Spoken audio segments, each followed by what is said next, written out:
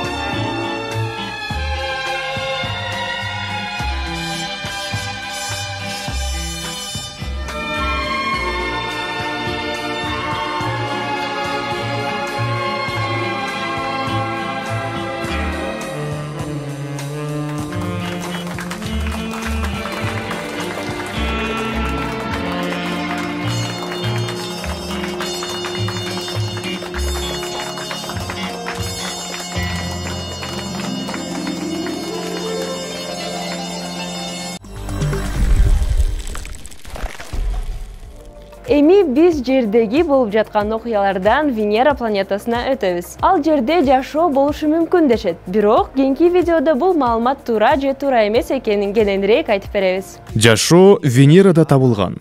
Ушул аталыш менен планетанын дээрлик бардык порталдары чыгарылды. Бирок эл оозуна алынганына карабастан, окуялар тийиштүү деңгээлде жарыяланган жок. Эгер окумуштуулар чындыгында туура айтсачы, эгер ошондой болсо, анда бул жерден тышкары биологиялык жашоонун биринчи далили. Марс жөнүндө ондогон жылдар бою теориялар айтылып келген жана бул тууралуу жаңылыктар, китептер, жада калса кинотасмалар болуп кетти. Бирок Венера анча популярдуу болбогондуктан, андагы жашоо белгилери анчалык деле көңүлдү өзүнө бурбайт жана бекер. Анткени ар кандай изденүүчү адам үчүн бул чыныгы шок. Албетте, Кардифф университетинин эсептөөлөрү боюнча, кийинки 2 мүнөттө текшерип, мунун эмне үчүн ушунчалык маанилүү экендигин түшүндүрүп берүүгө аракет кылабыз. Эмесе, кургак фактылардан баштайлы. Планетадагы 10 миңдеген телескоптор алыскы космосту көздөп, радио толкундарын каттоодон өткөрүп, жашоону табууга аракет кылып жатышса, ачылыш бир күтүлбөгөн жерден келди. Кардифф университетинде иштеген профессор Джейн Гривс бир темага арналган пресс-конференция өткөрдү. Венеранын атмосферасында фосфин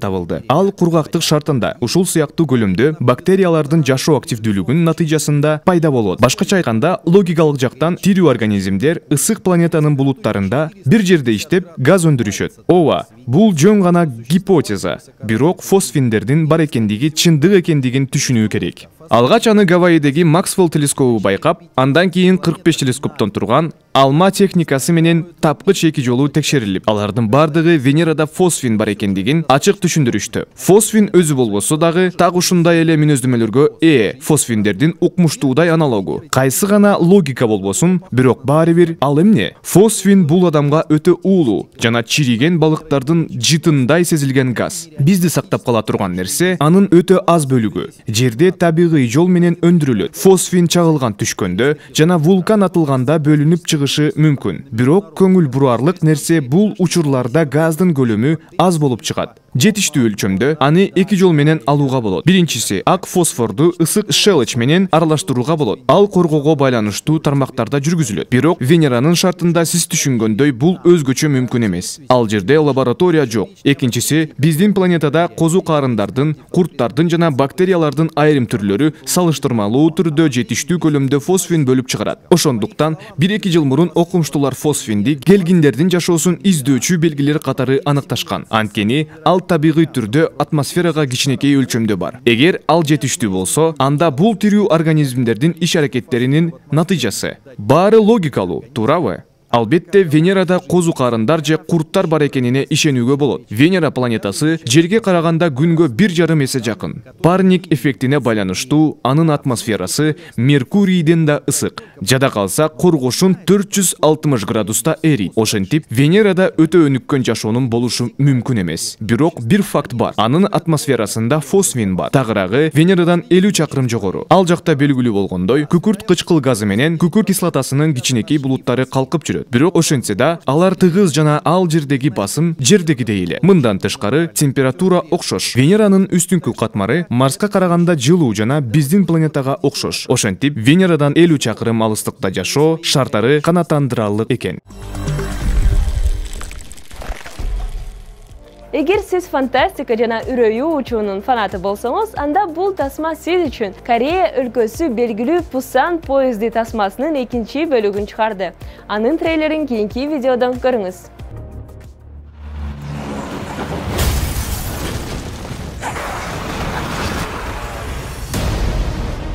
Заберете грузовик и вернетесь с деньгами. Получите $2,5 миллиона каждый. Если вернетесь живыми. Так это правда?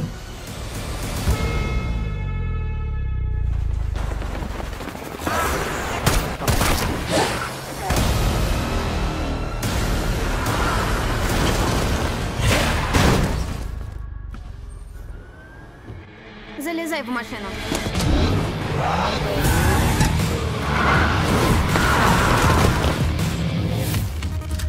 Ты должна быть очередной бродячий пес.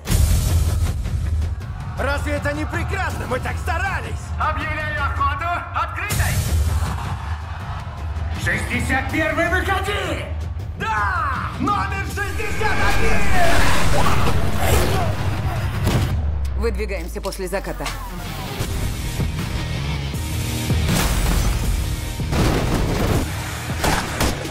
Ничего без меня не можете. Убейте! Огонь! Держитесь!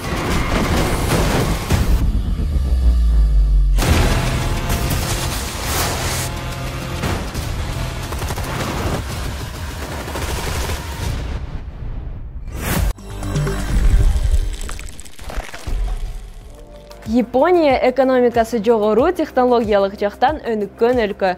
Мунун бирден бир себеби акчаны сарптоонун жана сактоонун туура жолу. Бул термин кокейбо деп аталат. Бул тууралуу кененирээк кийинки видеодо айтып беребиз. Жүздөгөн жылдар мурун Япония катардагы айыл чарба мамлекети болгон. Азыркыдай эмес, ооба, роботу жок. Кантип ал экономикасы өнүккөн жана жашоо деңгээли жогору болгон технологиялык жактан эң өнүккөн мамлекетке айланды. Анын себептеринин бири жапондордун өзүлөрүнүн финансылык жогорку компетенттүүлүгү. Алар кокейбо колдонушат. Демек, алар айына 3 кол баштык сатып албай, кирешелердин 35%га чейин үнөмдөшөт. Жагымдуу кылат экенби? Анда дептерге жазууга даярданыңыз. Кокейбо үй китеби деп которулат. Бул киреше жана чыгашаңызды жазып турган дептер. Япониялыктар бул бюджеттик тутумду каржылык колдомолордон жана электрондук таблицаларда мурун эле колдонушкан экен. Ал дагы деле иштеп жатат. Идея канча иштеп тапканыңызды жана сарптаганыңызды деталдуу көзөмөлдөөдө түзүлгөн. Ал эми акыркы максат үнөмдөөнү көбөйтүү. Жөнөкөй угулат, практикада дагы ошондой. Колдонмолор, жаңы технологиялар жана татаал эсептөөлөр жок. Бул жерде керексиз нерселерди жок кылып, адаттарыңызга жана чечимдериңизге көңүл бурасыз. Бул ыкманы Кокейбо, Япониянын акча үнөмдөө өнөрү китебинин автору Фумико Чиба мындайча түшүндүрөт. Кокейбо ыкмасы 1904-жылы пайда болуп, китепти кеңири аудиторияга саткан Япониядагы биринчи аял журналист Хани Матокунун аркасында белгилүүлүккө жеткен. Чибанын айтымында Япония көбүнчө салттуу өлкө бойдон калса дагы Кокейбо өнөрү аялдарга эркиндик жана каржылык чечимдери көзөмөлдөө мүмкүнчүлүгүн берген. Өлкөдө жылына 10 китептер, журналдар жана Кокейбого арналган макалалар басылып чыгат. Кокейбонун күйөрмандары жакшы бюджеттенүү мүмкүнчүлүгүңүздү, жок нерсени ойлонуунун ордуна акчаңызды үнөмдөөгө жардам берерин билишет. Сиз көңүлүңүздү маанилүү нерсеге жана акчаңызды эмнеге коротууга жумшайсыз. Кокейбо 4 негизги суроого негизделген. Биринчиден, сизде канча акча бар? Экинчи, канча үнөмдөөңүз келет? Үчүнчүдөн, сиз канча акча коротуп жатасыз? Төртүнчүдөн, кырдаалды кантип жакшыртууга болот? Кокейбо стилин түзүүдө чоң жана кичине китептер керек. Кокейбо үчүн атайын дептер сатып алсаңыз болот, бирок каалаганды колдонсоңуз дагы болот. Чоңунда кирешелерди, чыгымдарды жана үнөмдөөнү пландаштырасыз. Бир тыйын жоготпостон 1 мүнөттүк чыгымдарды эсепке алуу үчүн кичинекей бирөөнү жаныңызда алып жүрүшүңүз керек. Ал эми чыгарылышыбыздын аягында Моника Беллучинин өткөн туулган күнүнүн урматына анын аткаруусундагы Элвис Преслинин Can't Help Falling in Love ырына көңүлүңүздөрдү буруңуздар.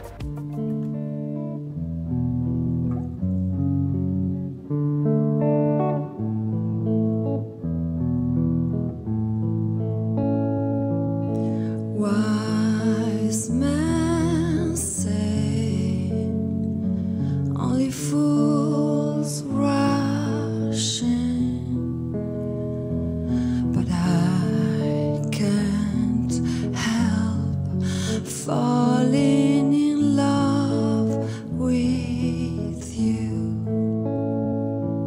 Shall I stay? Would it be a sin if I can't help falling in love with you?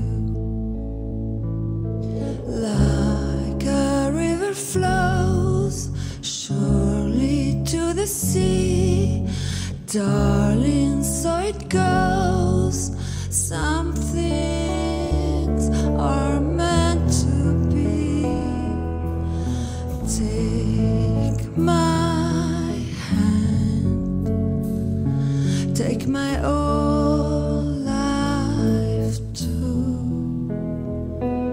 For I can't help falling in love with you. For I can't help falling in love with you.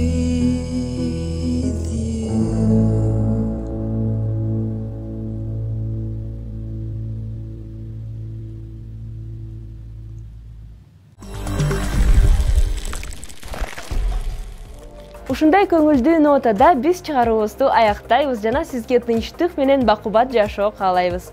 Сиздер менен мен Айжамал болдум. Бизди TV1 KG каналынан көрүңүздөр.